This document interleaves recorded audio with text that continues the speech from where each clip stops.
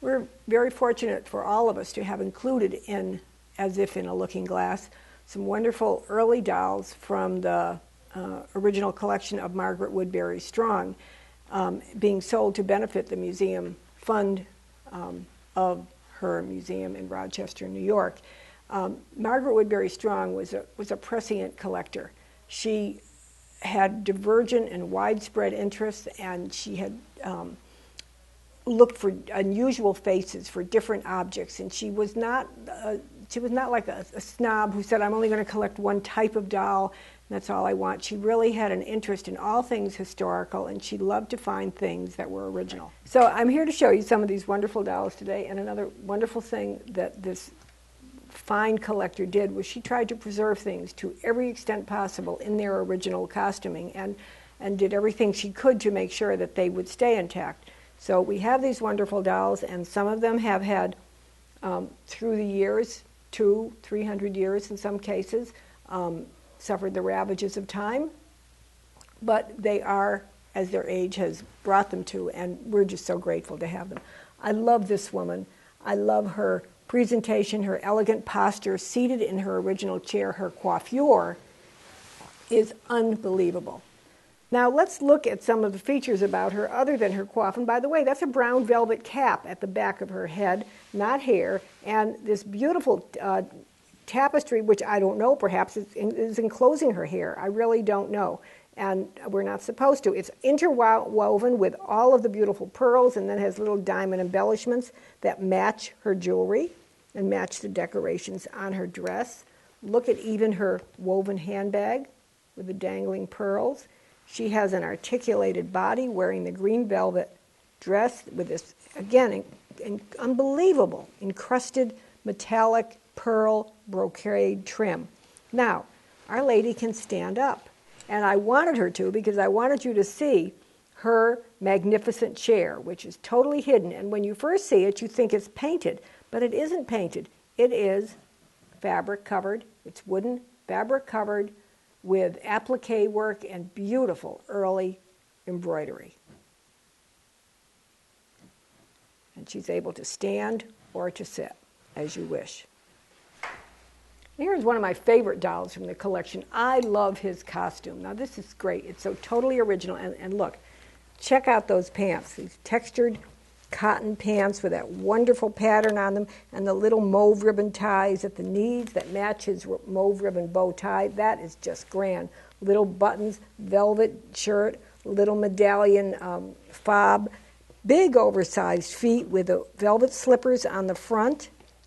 As you can see, they have the little flaps that come over on his leggings that cover his leather slippers, or velvet slippers, and his great waistcoat, which has the plush collar, and the fabric continues on the inside. You can see all the hand stitching, and let me just turn him around so you can see that the costume continues all the way around the back, and with the little yellow cording at the bottom and the brown velvet cuffs that match his slippers. He is just grand as far as I'm concerned. I love him. Now, we talk about the German art character movement, and we talk about how art character, the art character doll began in 1909 with a big insurgent. This is so just like simplified. This is simplified history. Character dolls were being made so many centuries before that. Look at this carved wooden doll. Look at this carved wooden lady doll that would be at least 200 years old. Well, more like 300, 250 to 300, and look at her face. I want you to see it from all angles, from her profile to her full front face. Look at her ears, the shape of her nose. Look at the shaped little chin that she has there. Wonderful, dreamy eyes, enamel eyes with the heavy eyelids. This is true art character for this doll. She is absolutely wonderful. She even has a wonderful modeled bosom, and she has a flaw which, trust me, has happened to all of us who reach a certain age. She has a line coming down here where the wood has separated a little. Please, if you are the lucky person to own this doll, do nothing with that. Just let her be. She's just beautiful as she is. Very, very expressive hands, long, elegant fingers, and I'm going to turn her around so you are able to see her original coiffure with the little interwoven ribbons in her curls. She has her wonderful original costume, including, so are these worn today? Leather clogs? Look at those leather clogs she has. Aren't they great? There is nothing new. Now we switch from this beautiful country type of woman to a very, very elegant lady of the court. This wonderful doll is all wooden with fully articulated limbs, and she has her original finish, and she has a very, very interesting face with this long, elegant throat. And I want you to look at her hair when I turn her, because she has wonderful detail to the sculpting of her hair. I'm looking at her profile. She has a little bit of an overbite. But you know, that's what's so great about all of these dolls. Every one has a totally, totally different face. Each was made individually, and you're going to find different expressions on each, and that's what makes a group of them together so make a room and a setting come to life, because they are each so very, very different. And here she is coming around one more time in her beautiful burgundy satin dress with brocade burgundy on the top. Very beautiful. The smaller one in front of them is a much more traditional of the Neapolitan type and a more traditional size as well. But she's notable for having her original costume. And what I wanted to point out to you, because once again, when I say there is nothing new, look at her hairstyle. Wow, someone would wear their hair like this today. It's very beautiful, drawn back from her face with some curls onto her neck and a top knot at the back and tied with 2 blue ribbons or ribbon scarves. Just wonderful. Such detail that went into the sculpting of these with such realistic expressions. If you're ever able to see an entire exhibition of a village of these people, because that's what these were made to be, entire villages of people. And for example, in Basel at the Doll Museum, they have a wonderful village that they show, and there's people of all sorts. Everyone has a different expression, the men, the women, the children, pets, dogs, horses, tables of food, all types of things were made for these dolls, and they're just so underappreciated in our collecting world today, and they well should be. And this is a larger example of a classic Neapolitan or crèche figure, but again, very, very beautiful face with a lot of character. Look at the little curls coming down in front of the ears when I turn her around, and look at the shape of her chin and her throat. They're very, very full, very expressive. And again, remembering each handmade, hand-painted, and that is so wonderful in giving expression. I've talked to people that collect these, and they've said to me, you know, no two is ever alike. No two is ever alike. I know we say that about our antique dolls in general, that no two are ever alike, but in some cases, they're more alike than not, but not in this case. She's a wonderful doll. And I saved this great fellow to show you because I think he is wonderful. So I saw him in this costume, and at first I thought, well, this couldn't be original costume. It's just too perfectly preserved. But indeed it is. This is the most gorgeous plush silk velvet that you can imagine. And I'm going to turn it up a little so you can see the underside and how it's made. It's all padded and cotton lined, all hand stitched. Very, very beautiful. And you'll see the underside of the belt or the sash here. You'll see how that is made as well.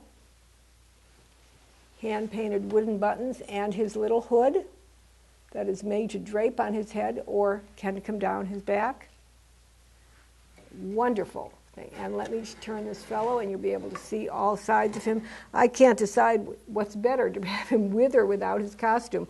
And he's missing toes on one foot, but even look at this foot. That's the entire foot. Look at how tiny it is. It's like ill proportioned for the size of the doll, but that's part of his charm. Beautiful complexion, the upper gazing expression, and wonderful early complexion. And another wonderful group of them to show you. So many of these dolls, once again, I want to point out that they're all highly characterized. And some of you who are much more schooled than I am in Renaissance paintings, I'm sure could tell me who these are meant to emulate, because they certainly, this one in particular, certainly looks to me like an Elizabethan queen in her wonderful, or Renaissance queen rather, in her wonderful brown velvet and silk costume with her elaborately decorated hair. And I'm going to turn this so you can see the crown of her hair. I'm going to turn it all the way around so you can see the back.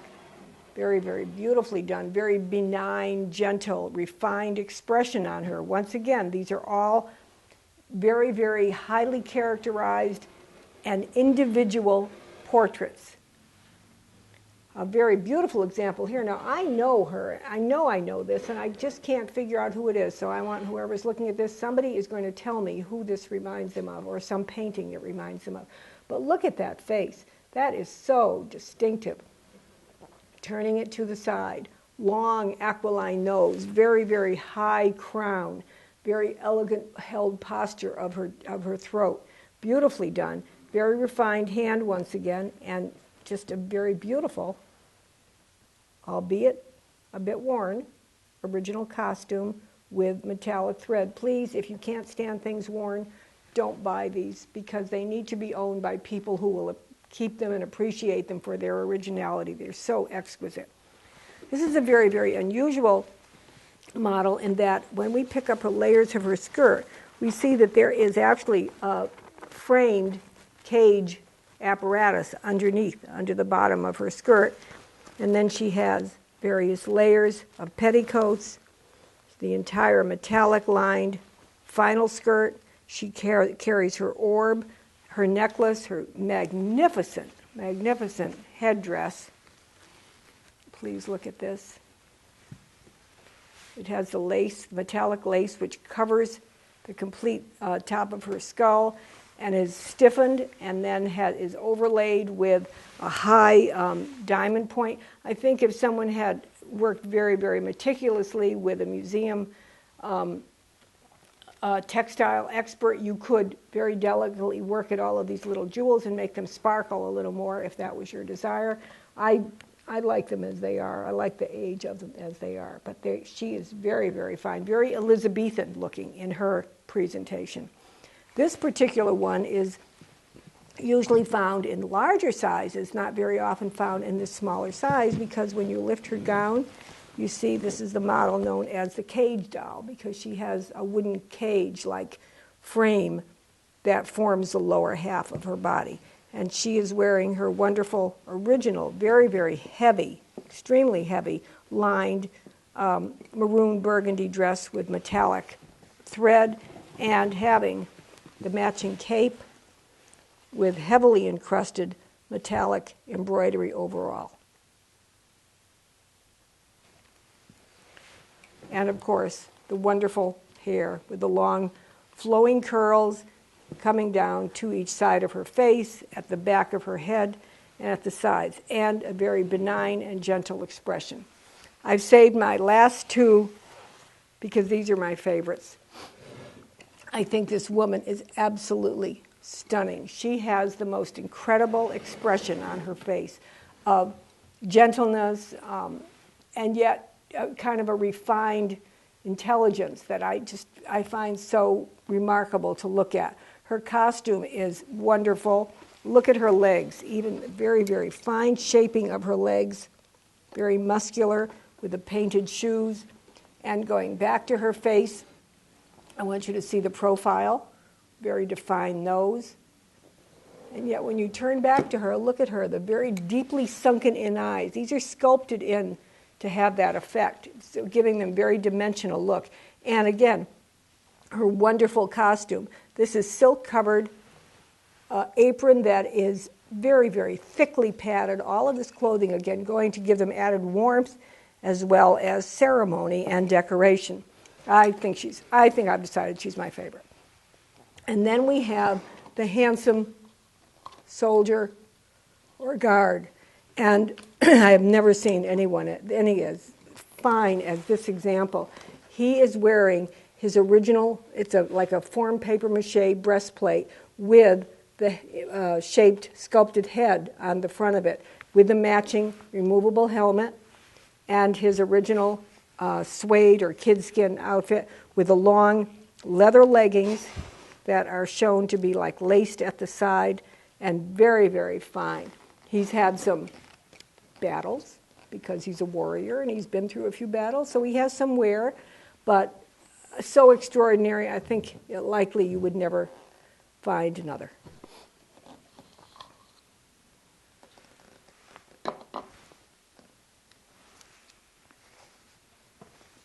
His helmet is even protecting a wonderful tuft of hair at the back of his head.